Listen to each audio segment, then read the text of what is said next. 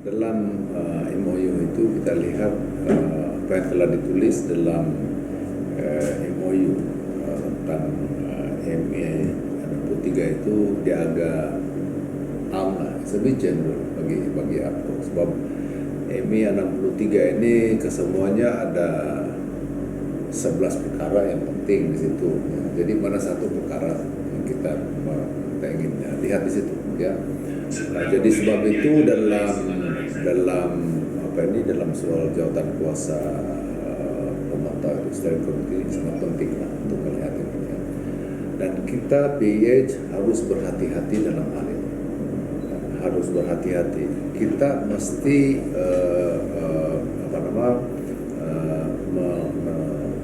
pastikan agar ada bentuk kejayaan dalam hal ini. Sebab dia disebut di sana kalau tidak ada peran pelaku payah bagi kita. Jadi saya ambil satu contoh. Semasa kerajaan PIH dahulu ada majelis mengkaji semula ketiga yang difungsikan oleh Perdana Menteri sendiri. Saya pun ahli juga ketika itu. Dan telah dikenopasi 21 perkara. Daripada 21 perkara itu 17 perkara telah pun disetujui, ya. Tetapi untuk dilaksanakan perlu diadakan enabling legislation di situ, ya. Dan belum lagi ada yang sudah diselesaikan, legislationnya yang belum, ya. Jadi saya dipahamkan dokumen-dokumen yang telah digunakan ataupun hasil daripada MA 63 punya review ini, saya dipahamkan telah diklasifikasi, ya. Jadi kalau kita share dengan orang lain dan sebagainya, dikatakan ini melanggar OSA. Jadi langkah pertama dia ialah mesti diklasifikasi, ya, diklasifikasi biar rakyat sendiri yang tahu apa kandungan situ. Sebab hal MA63 ini perlu ada proses pendidikan kepada rakyat.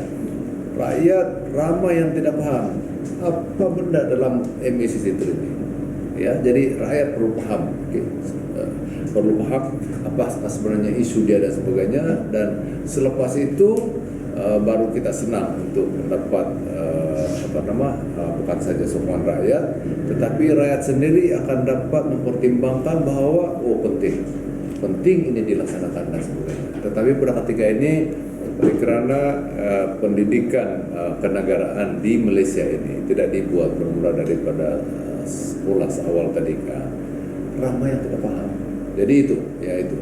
Jadi dia mengambil proses. Saya melihat bahwa ini mengambil proses, sebab dalam memorandum itu pun di antara perkara yang disebut di situ ialah Perdana Menteri hendaklah jangan membubarkan parlimen sebelum Julai tahun depan. Jadi kalau setakat 9 bulan untuk melaksanakan ini semua, saya kan agak sabar. Cumanya ada beberapa perkara yang penting.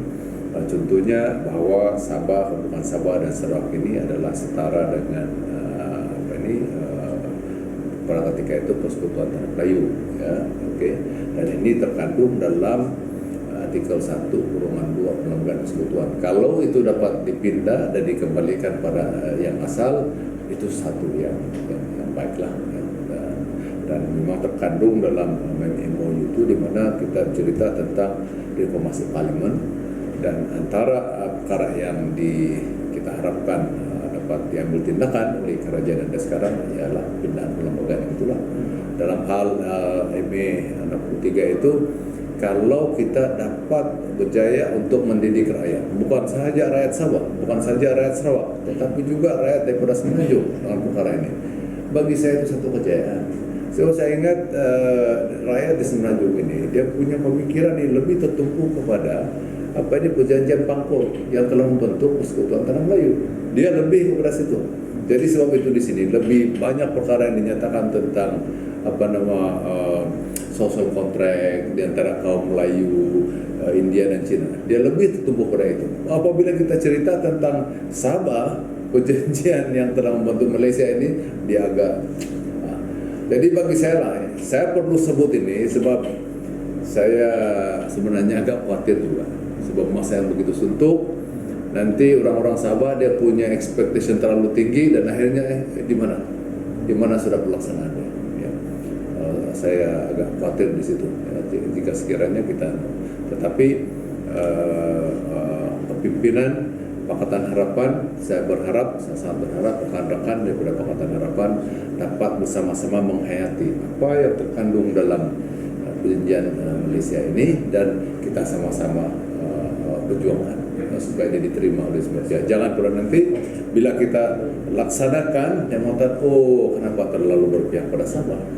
Ini bukan soal berpihak sangat pada Sabah, ini soal perjanjian, it's a treaty, Cumanya Singapura tahun 63 dia ditendang keluar daripada Malaysia. Jadi ya. Jadi itu soal dia.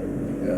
Tetapi perkara itu perlu dipahami oleh semua pihak, bermula daripada kepimpinan parti-parti yang mendukung Pakatan Harapan.